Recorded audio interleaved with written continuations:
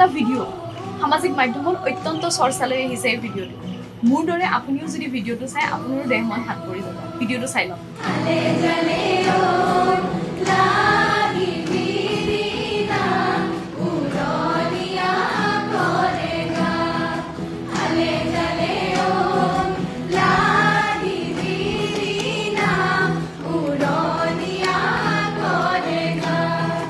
এই ভিডিঅ'টো হৈছে সোণাৰী জুনিয়ৰ কলেজৰ এনেদৰে ল'ৰা ছোৱালীসকলে আজৰি সময়টো অতিবাহিত কৰিছে